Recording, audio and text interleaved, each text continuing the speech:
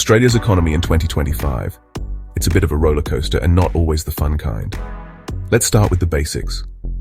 The numbers are in for the first few months of the year, and growth has slowed down. In fact, real GDP grew by just 0.2% in the first quarter. That's less than what most experts expected, and it's a big drop from the end of last year. The annual growth rate, just 1.3%. Now, for an economy like Australia, that's sluggish. And on a per-person level, we actually went backwards. GDP per capita fell again. So, what's going on? Well, a big part of the story is us, consumers. Even though inflation is easing and interest rates have come down a bit, people are still cautious. Household spending barely budged, and the savings rate actually jumped up to its highest in years. In other words, folks are saving more and spending less, maybe waiting to see where things are headed. But here's something interesting. Despite all that, the job market is holding up. Unemployment is still low, and in June, the minimum wage got a healthy boost, 3.5%, which is actually ahead of inflation.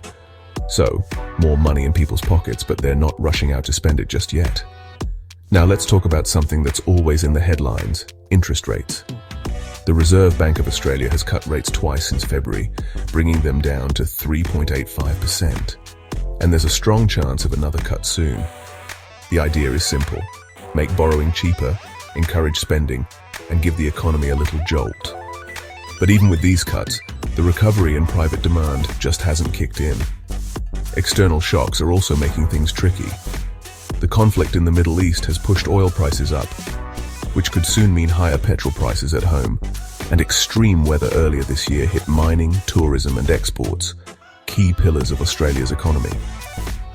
Meanwhile, the stock market's been a wild ride.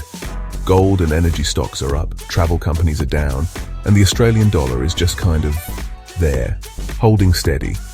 All in all, 2025 is shaping up to be a year of surprises and challenges. Growth is slow, confidence is shaky, and a lot depends on what happens next, both here and around the world. That's the state of Australia's economy right now. Will we bounce back, or is slow and steady the new normal? Only time will tell.